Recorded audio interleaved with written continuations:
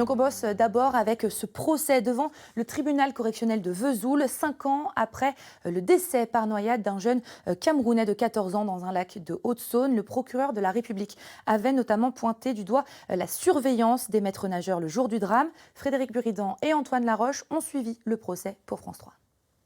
C'est une histoire dramatique qui avait marqué le département de la Haute-Saône en 2019, qui a été évoquée cet après-midi à la barre du tribunal de Vesoul. Celle d'un jeune garçon de 14 ans, un jeune migrant qui avait quitté son pays, le Cameroun, pour trouver des jours meilleurs en France. Il avait même traversé la Libye, l'Italie, même parfois dans des conditions spartiates. Cet après-midi, nous avons appris le temps des débats dans un Zodiac où ils étaient 150 individus. Et bien justement, il était venu en France pour essayer de trouver des jours meilleurs. Et puis, le 24 juillet 2019, il va se noyer. Il va se noyer dans un plan d'eau dans le département de la Haute-Saône, un plan d'eau privé. Il était avec une association qui organisait un stage de théâtre. Alors, cet après-midi, il y avait plusieurs débats concernant cette noyade et surtout sur la sécurité sur ce plan d'eau, puisque les 2 maîtres nageurs qui étaient présents n'avaient pas les bons diplômes. Alors, les questions se sont orientées sur le pourquoi de tel et tel maître nageur n'avait pas le diplôme pour sécuriser le site, et puis surtout est revenu le parcours de ce jeune. J'ai surtout aussi voulu, bien sûr, l'humaniser, mais surtout, quelque part, faire revivre mon client qui était venu en France avec un parcours incroyable puisqu'il part du Cameroun,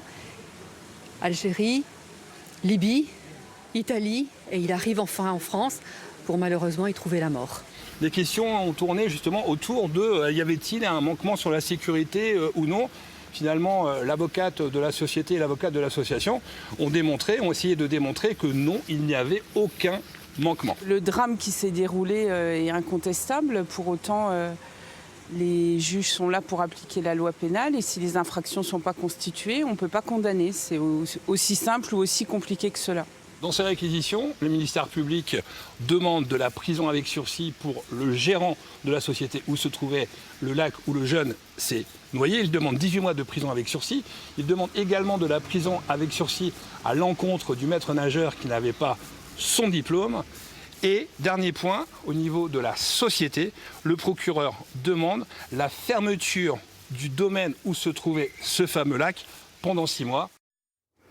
Et le jugement justement est tombé il y a seulement quelques secondes. Le propriétaire du site est condamné à 9 mois de prison avec sursis. Le maître nageur qui n'avait donc pas son diplôme est lui condamné à 4 000 € d'amende avec sursis.